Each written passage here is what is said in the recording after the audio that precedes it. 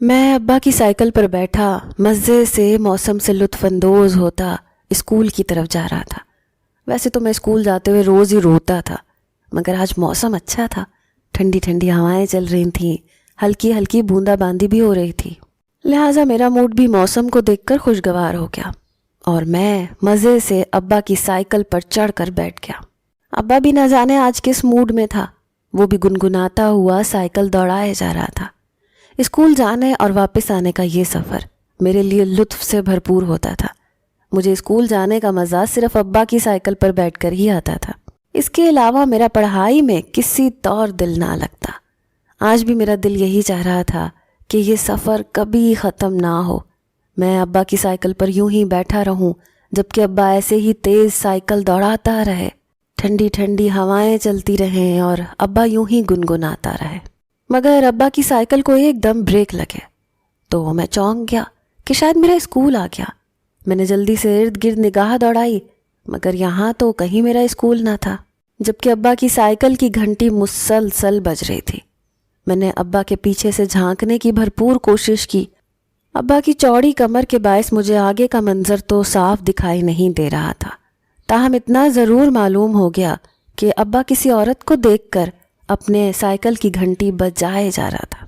وہ عورت بھی ابا کی طرف متوجہ ہو چکی تھی اور جھٹ ابا کی جانب بڑھی۔ اب وہ دونوں آمنے سامنے کھڑے نہ جانے کیا راز و نیاز کر رہے تھے۔ میرے پلے ان کی کچھ باتیں نہ پڑی۔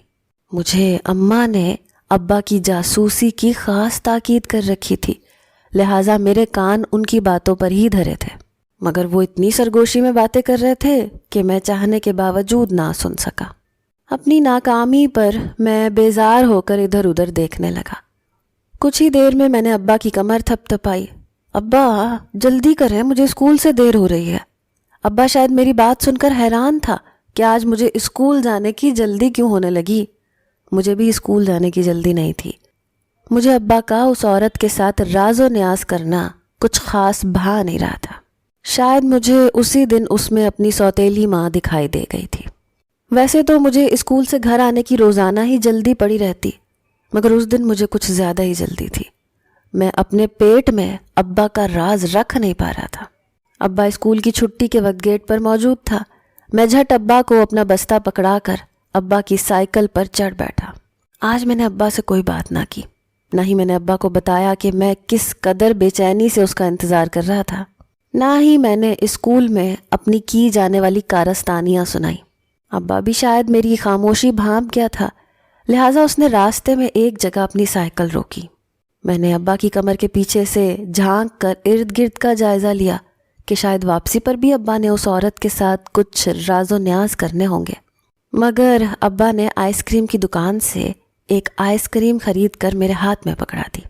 دیکھ پتر، باہر کی باتیں باہر ہی رہنے دیتے ہیں، گھر جا کر نہیں بتاتے۔ اپنی ماں کو صبح کا واقعہ سنانے نہ بیٹھ جانا۔ ابا لجاجت سے گویا ہوئے تو میں مزے سے آئس کریم کھاتے ابا کی شکل دیکھنے لگا۔ ابا کا منت بھرا انداز مجھے آئس کریم سے بھی زیادہ مزہ دے رہا تھا۔ تو فکر نہ کر ابا، تو بس سائیکل دوڑا۔ میں نے ابا کو اپنی وفاداری کا پورا یقین دلایا تو وہ بھی مطمئن ہوتا سائیکل پر چڑھ بیٹھا۔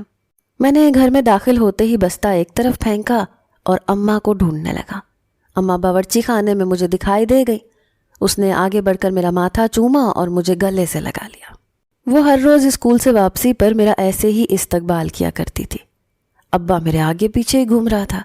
اسے شاید ابھی بھی مجھ پر شک تھا کہ میں اس کا راز اماں پر عیاں کر دوں گا، اور وہ تو مجھے کرنا ہی تھا، پر مجھے ابا کے واپس دکان پر جانے کا انتظار تھا۔ میرا نام ظہیر ہے۔ میں نے ایک ایسے گھرانے میں آنکھ کھولی جہاں دولت کی ریل پیل تو نہیں تھی، لیکن غربت بھی نہیں تھی۔ ابا کی کپڑے کی دکان تھی۔ دکان پر ہر وقت گاہکوں کا رش لگا رہتا تھا۔ یہ دکان دادا نے کھڑی کی تھی اور ابا بھی دادا کے ساتھ دکان پر کام کرتا تھا، اس لیے چھوٹی سی عمر سے ہی کاروبار کے اسرار و رموز سیکھ گیا تھا۔ ابا بڑا چرب زبان تھا، اسے گاہک کو شیشے میں اتارنے کا خوب فن آتا تھا۔ ابا کا گاہک کے ساتھ رویہ بہت اچھا ہوتا۔ جو گاہک ایک بار ابا کی دکان پر آ جاتا، بار بار آتا رہتا۔ ابا نے دکان پر مال بھی اعلیٰ کوالٹی کا رکھا تھا، اس لیے دکان خوب چلتی تھی۔ ابا کی دکان پر زیادہ تر زنانہ کپڑے موجود ہوتے تھے، لہٰذا عورتوں کا رش لگا رہتا۔ ابا دیکھنے میں بھی بڑا خوبصورت تھا، اونچا، لمبا قد، سفید چمکتی رنگت، کھڑے نکوش، ابا کو باقی مردوں سے ممتاز کرتے تھے۔ ایسی خوبصورتی کے ساتھ ساتھ شیریں زبان بہت سی عورتوں کو ابا کی طرف متوجہ کر دیا کرتی۔ یوں تو میری اماں بھی حسن و خوبصورتی میں کسی سے کم نہ تھی، اور سلیقہ شعار تو اتنی کہ گھر کا کونا کونا چمکائے رکھتی، مگر نہ جانے کیوں وہ ابا کی پسند نہ بن سکی۔ شاید ان دونوں کو جوڑے رکھنے کی واحد وجہ میں ہی تھا۔ جتنا ابا کا اخلاق دکان پر اچھا ہوتا تھا، گھر پر ابا اس کے بالکل برعکس تھا۔ میں نے گھر پر ابا کو بہت کم مسکراتے ہوئے دیکھا، زیادہ تر ابا غصے میں بھرا رہتا۔ میں اکثر ابا کے ساتھ دکان پر چلا جاتا۔ جب میں نے پہلی بار ابا کو دکان پر گاہکوں کے ساتھ بات چیت کرتے دیکھا تو ابا کا اخلاق دیکھ کر میں حیران رہ گیا۔ مجھے یقین ہی نہیں ہو رہا تھا کہ یہ وہی ابا ہے جس کی گھر میں ہر وقت تیوری چڑھی رہتی ہے۔ ابا کو اماں پسند نہیں تھی۔ ابا اماں سے شادی نہیں کرنا چاہتا تھا، مگر دادی کی ضد کے آگے ہار گیا تھا۔ ابا کو تو نفیسہ سے محبت تھی، وہ ابا کے محلے میں ہی رہا کرتی تھی۔ اس نے ابا سے عشق کی پتنگیں بڑھانے میں کوئی کمی نہ چھوڑ رکھی تھی، مگر شاید اس وقت نصیبہ ابا کی قسمت میں نہ تھی۔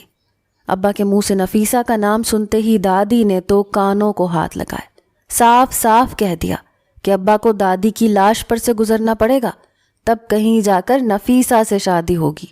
دادی نے ابا اور نفیسہ کی شادی نہ ہونے دینے میں ایک اہم کردار ادا کیا تھا، اور یوں ابا کی شادی اماں سے ہو تو گئی تھی، مگر ابا اماں کو شاید قبول نہیں کر پایا تھا۔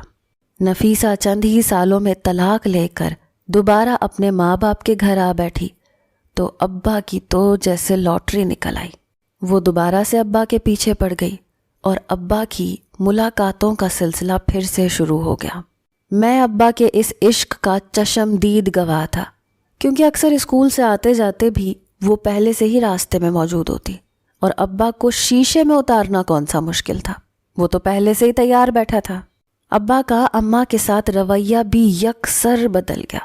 وہی خوش اخلاقی جو ابا دکان پر جھاڑتا تھا گھر میں بھی دکھائی دینے لگی۔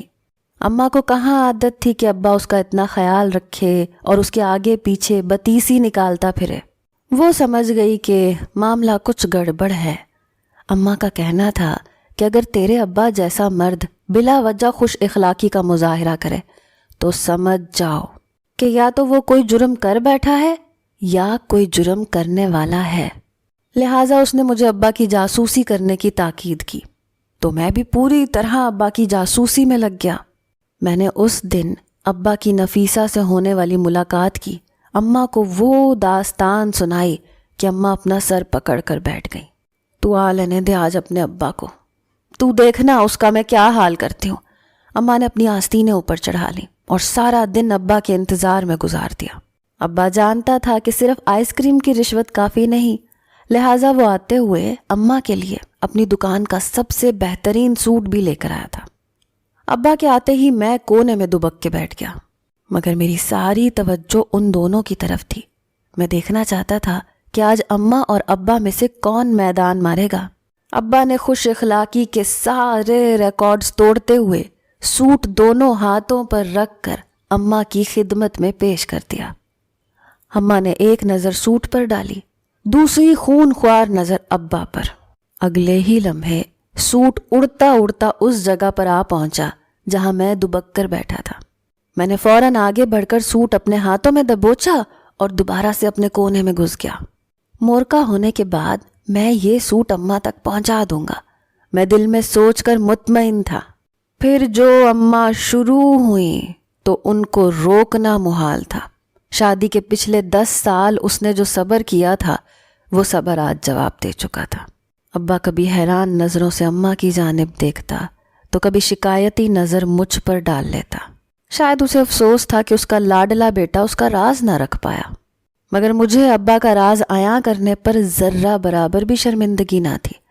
اس دن اماں نے ابا کو یقیناً اس کی ماں کی یاد دلا دی تھی۔ میں ابا کی درگت بنتے دیکھ کر خوش تھا، کیونکہ مجھے خود بھی نفیسہ ایک آنکھ نہیں بھاتی تھی۔ مگر میں یہ نہیں جانتا تھا کہ اس دن اماں اور ابا کے درمیان ہونے والا وہ پہلا مورکہ آخری نہ تھا۔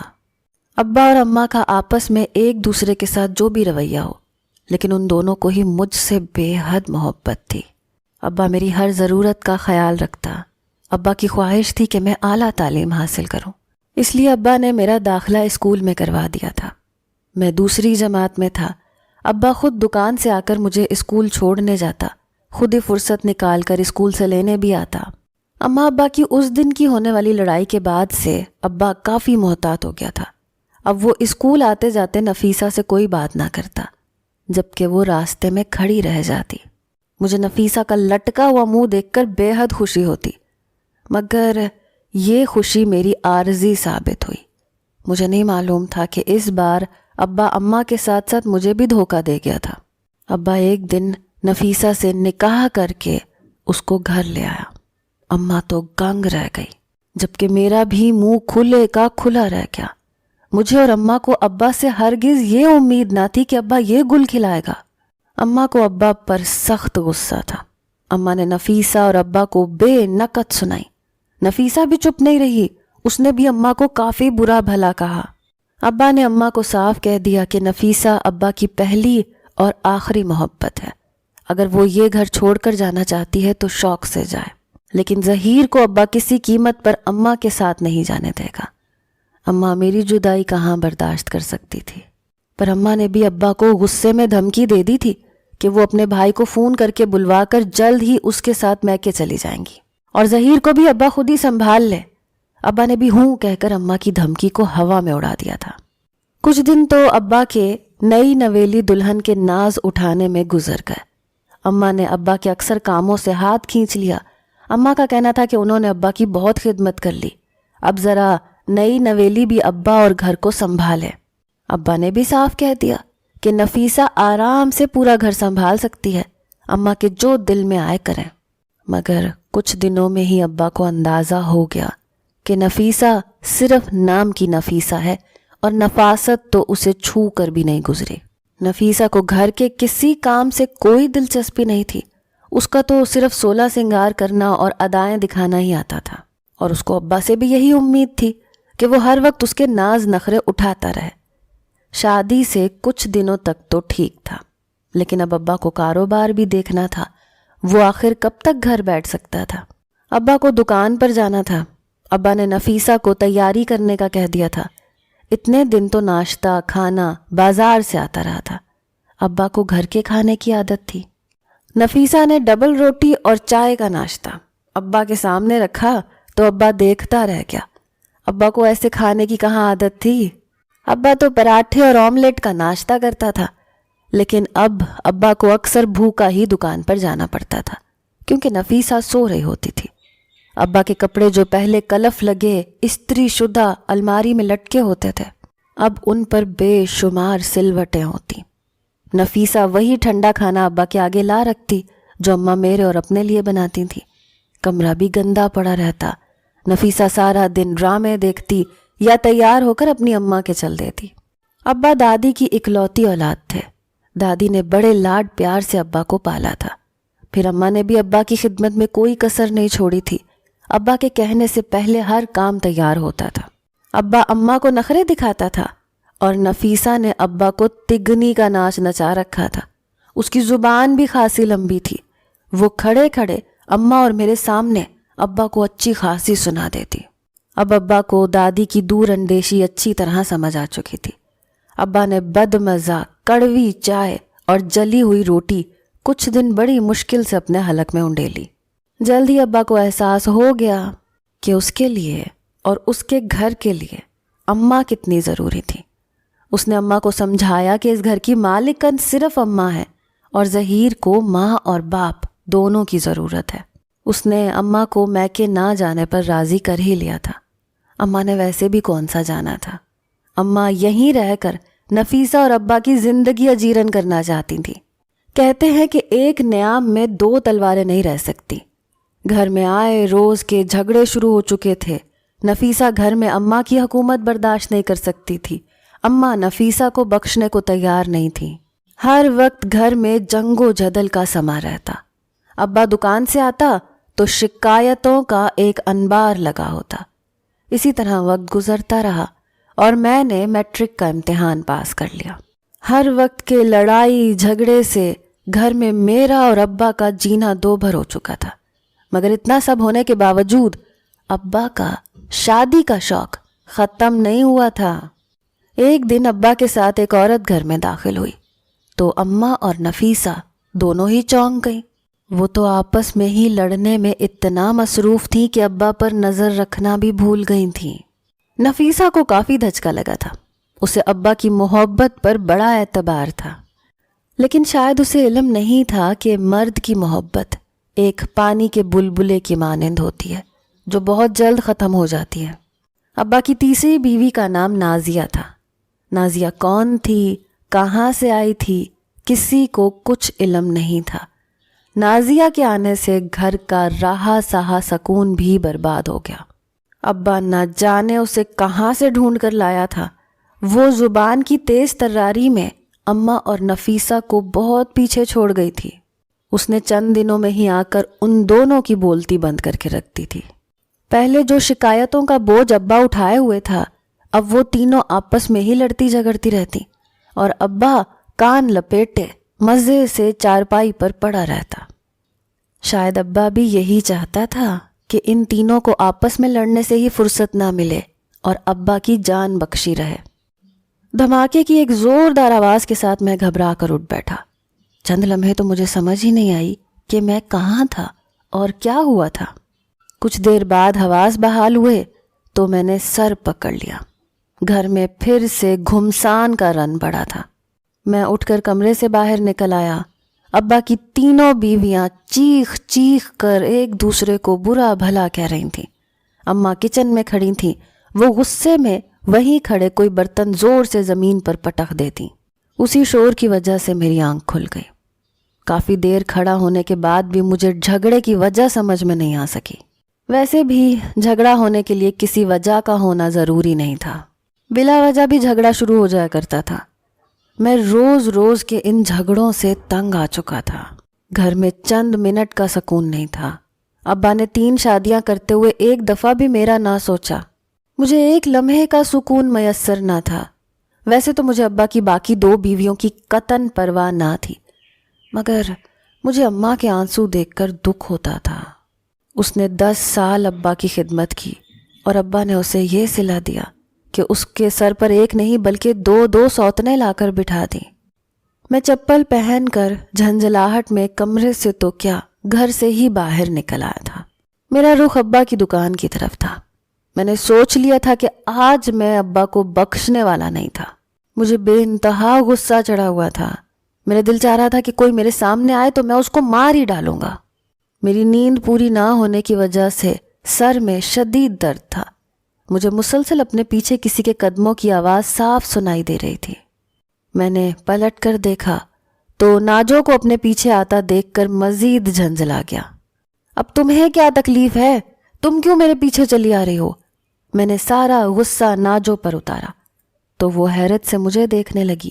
میں تمہارے پیچھے نہیں، تم میرے آگے چلے جا رہے ہو۔ میں تو اپنے راستے پر جا رہی ہوں، وہ لاپرواہی سے بولی۔ میں مسلسل محسوس کر رہا تھا کچھ عرصے سے ناجو میرے پیچھے پڑی ہوئی تھی۔ میں جب بھی گھر سے باہر نکلتا وہ نہ جانے کہاں سے آ موجود ہوتی اور میرے ارد گرد منڈلانے لگتی۔ ناجو ہمارے محلے میں ہی رہا کرتی تھی۔ وہ 16-17 سال کی لڑکی تھی جو دیکھنے میں تو کافی خوبصورت تھی، مگر میں اپنے گھر کے ماحول سے اس قدر بیزار تھا، اس پر کیا خاک توجہ دیتا۔ گھر کے ماحول اور ہر وقت کی لڑائیوں نے مجھے آدم بیزار اور چڑچڑا بنا دیا تھا۔ میں اپنا غصہ ابا، اماں یا اپنی باقی امیوں پر تو نہیں اتار سکتا تھا، لیکن محلے میں باہر نکلتے ہی مجھے جو نظر آتا میں اس پر اپنا غصہ ضرور اتارتا جاتا۔ میں جب ابا سے اس بارے میں بات کرتا تو وہ مجھے جھٹ گلے سے لگا لیتا۔ ابا کا کہنا تھا کہ مجھے فکر کرنے کی ضرورت ہی نہیں ہے، میں صرف اپنی پڑھائی پر توجہ دوں، اور وہ تو میں دے رہا تھا، لیکن پھر بھی گھر میں ہونے والے ہر وقت کے ہنگامے سے میں کیسے خود کو بچا پاتا؟ میں نہ جانے کیا سوچتے ہوئے ابا کی دکان تک پہنچ گیا۔ میں نے مڑ کر دیکھا، नाजो अभी तक मेरे पीछे चली आ रही थी। मैंने उसके चेहरे और आंखों में अपने लिए पसंदीदगी साफ पढ़ सकता था, मगर मैं उसे नज़रअंदाज करता अब्बा की दुकान में घुस गया। मगर मेरी हैरत की इंतहा न रही जब वो भी मेरे पीछे अब्बा की दुकान में घुस आई। तुम्हें क्या मसला है? मैं अब्बा की परवाह ना करते हुए उस पर चढ़ दौड़ा। मैं तो कपड़े देखने आई हूँ, मेरा तो घर से निकलते ही चाचा की दुकान पर आने का इरादा था, वो नज़रें चुराते हुए बोली। अब्बा ने बीच में पड़कर उसे मेरे गुस्से से बचाया। अब्बा ने अपने मुलाजिम को नाजो को कपड़े दिखाने की हिदायत की और मुझे दुकान के अंदरूनी हिस्से में ले आया। मैंने अब्बा को घर में होने वाले आज के हंगामे और अपनी परेशानी के बारे में बताया तो अब्बा ने मुझे हमेशा की तरह गले लगाकर मेरी कमर पर थपकी दी और तसल्ली दी। अब्बा के गले लगकर मेरे अंदर इत्मीनान और सुकून उतर आया। अब्बा मुझे हमेशा ऐसे ही पुरसुकून कर दिया करता था। अब्बा ने मुझे हॉस्टल में शिफ्ट होने का मशवरा दिया तो मुझे अब्बा का मशवरा बेहद भाया। मेरे इम्तिहान करीब आने वाले थे, लिहाजा मुझे भी यही बेहतर लगा कि मैं हॉस्टल में शिफ्ट हो जाऊं। न जाने मुझे इस बात का ख्याल पहले क्यों ना आया। मैं वहाँ सुकून से अपनी पढ़ाई जारी रख सकता था। अब्बा ने मेरा दाखिला जल्द ही हॉस्टल में करवा दिया। मैं अपना सामान समेट कर घर से हॉस्टल में मुंतकिल हो गया। चूँकि मेरा कॉलेज और हॉस्टल इसी शहर में था, लिहाजा जब दिल चाहता मैं घर आकर अम्मा से मिल जाया करता और जब घर के मसलों से तंग आता तो हॉस्टल का रुख कर लेता। मैं अपनी मर्ज़ी से हॉस्टल में अपनी पढ़ाई भी खुशी से करने लगा। मेरे दिल और दिमाग को एकदम सुकून मैसर आ गया। मेरी ज़िंदगी काफ़ी हद तक बदल गई थी। मैं जो हर वक्त गुस्से और झंझलाहट का शिकार रहता वो भी काफ़ी हद तक कम हो गया था, क्योंकि हॉस्टल में मैं अपने कमरे में अकेला ही रहा करता था। जब मेरा दिल चाहता मैं पढ़कर सो जाता और जब नींद पूरी हो जाती तो आराम से अपनी पढ़ाई कर लिया करता। मेरी ज़िंदगी में सुकून छाया तो मुझे नाजो का ख्याल आया। अब अक्सर वो मेरी यादों में चली आती। मैं जब भी कभी हॉस्टल से घर का रुख करता तो मुझे नाजो की झलक कहीं ना कहीं दिखाई दे जाती। वो भी शायद अपने दरवाजे में खड़ी होकर मेरा ही इंतज़ार किया करती थी। उसे सोचकर मेरे चेहरे पर मुस्कुराहट उमड़ आती। शायद मुझे उसकी आदत हो रही थी। मैं भी उसकी झलक देखना चाहता था। मुझे उसका अपने आगे पीछे फिरना अच्छा लगने लगा था। मैंने सोच लिया था इस बार घर जाऊंगा तो नाजो से ज़रूर एक बार बात करूंगा। आखिर वो इतने अरसे से मेरे लिए ख्वार हो रही थी, मगर मैंने एक बार भी उससे सीधे मुंह बात तो क्या, उसे नज़र भरकर देखा भी नहीं था। हालांकि मैं चोरी छुपे उसे देखा करता था, मगर शायद इस बात का उसे अंदाज़ा नहीं हो पाया था। कॉलेज में मेरा आखिरी साल शुरू हो चुका था। मेरे सालाना इम्तिहान करीब आ गए, लिहाजा मैं अपनी पढ़ाई में पूरी तरह गर्क हो गया। मुझे दिन रात सर खुजाने की भी फुर्सत ना मिलती। मैं चाहता था कि मैं बहुत इम्तियाजी नंबरों से पास होकर अब्बा का सर फ़ख्र से बुलंद करूं, क्योंकि अब्बा का मेरे हवाले से एक ही शौक़ था कि मैं पढ़ लिख कर बहुत काबिल इंसान बनूं, और मैं भी यही चाहता था। मुझे पढ़ाई करना शुरू से अच्छा लगता था। अब्बा ने भी मेरी पढ़ाई पर बहुत तवज्जो दी थी, जिसकी वजह से मैं पढ़ाई में हमेशा अव्वल रहा। मेरे इम्तिहानात बहुत अच्छे हो गए। मैं बहुत खुश था। आखिरी पर्चा देकर मैं हॉस्टल आया तो जल्दी जल्दी अपना सामान समेटने में लग गया। मैं काफ़ी अरसे से अम्मा अब्बा से नहीं मिला था, लिहाजा मैं फ़ौरन से घर जाना चाहता था। मेरे दिलो दिमाग पर नाजो छाई हुई थी। काफ़ी अरसे से उससे मुलाकात नहीं हो पाई थी, लिहाजा मैं जानता था वो यकीनन बेचैन होगी और दरवाजे में खड़ी मेरा इंतज़ार कर रही होगी। मैं अपने मोहल्ले में पहुंचा तो फौरी तौर पर मेरी निगाह नाजो के दरवाजे पर पड़ी, जहां खाली पर्दा पड़ा मेरा मुंह चिढ़ा रहा था। मैंने इर्द गिर्द भी निगाह दौड़ाई, मगर वो मुझे कहीं दिखाई ना दी। वो कौन सा जानती थी कि मैं आज घर आऊँगा। कुछ ही देर में उसे मेरी आमद का मालूम होगा तो खुद ही कहीं से निकल कर सामने आ जाएगी। मैं खुद को मुतमईन करता घर में दाखिल हो गया। घर में आज खिलाफे मामूल काफ़ी सन्नाटा छाया हुआ था। न जाने सब लोग कहाँ थे। मैं अम्मा के कमरे में झांक कर आया। अम्मा घर पर मौजूद नहीं थी। बावर्ची खाना भी खाली था।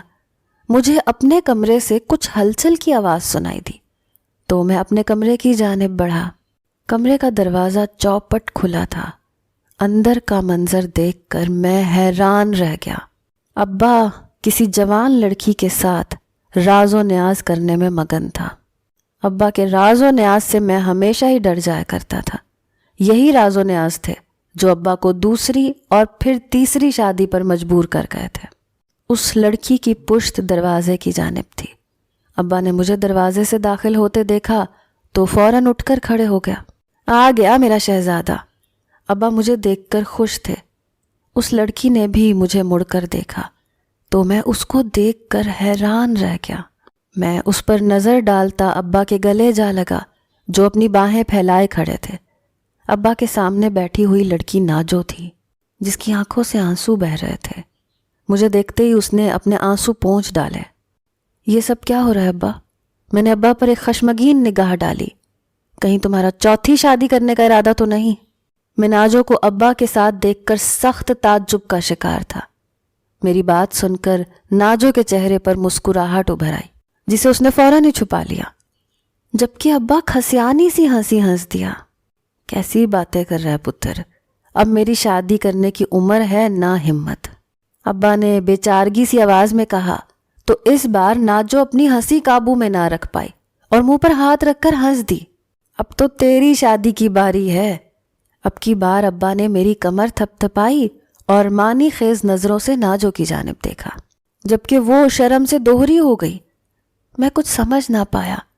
یہ سب کیا ہے ابا، اور باقی سب کہاں ہیں؟ تیری تینوں امیاں ناجو کے گھر والوں کی خبر لینے گئی ہیں جو اس کی شادی زبردستی کسی بڈھے سے کرنے کو تیار ہے۔ ناجو کچھ دیر پہلے ہی بھاگ کر یہاں آ گئی تھی اور اس نے اپنے ماں باپ کے کرتوت تیری تینوں امیوں کو بتا دیے ہیں جو غصے میں بپھری شیرنیوں کی مانند اس کے گھر گئی ہیں۔ اللہ جانے اب وہاں کیا ہنگامہ کر کے آئیں گی۔ دراصل ناجو کے ماں باپ لالچ میں آ گئے ہیں۔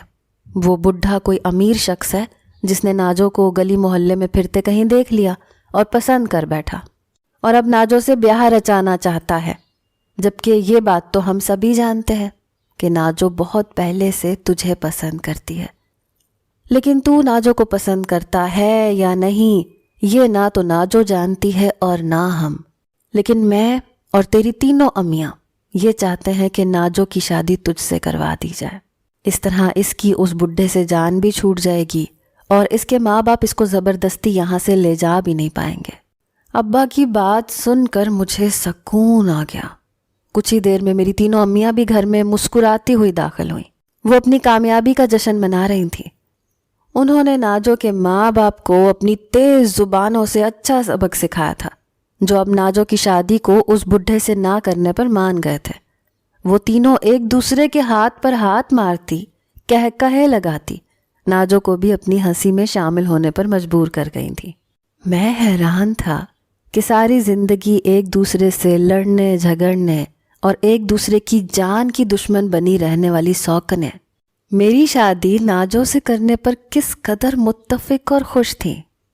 پتر جب برتن ہونا گھر میں تو آپس میں ٹکراتے تو ہیں ہی، لیکن ساتھ رہنے سے محبت بھی پیدا ہو ہی جاتی ہے، اور تجھ سے تو ہم سب ہی محبت کرتے ہیں۔ ابا نے شاید میری حیرت بھانپ لی تھی۔ میں نے ناجو کے چہرے پر نظر ڈالی تو اس کا چہرہ خوشی سے دمک رہا تھا۔ اسے خوشی سے مسکراتے دیکھ کر میں بھی مسکرا دیا۔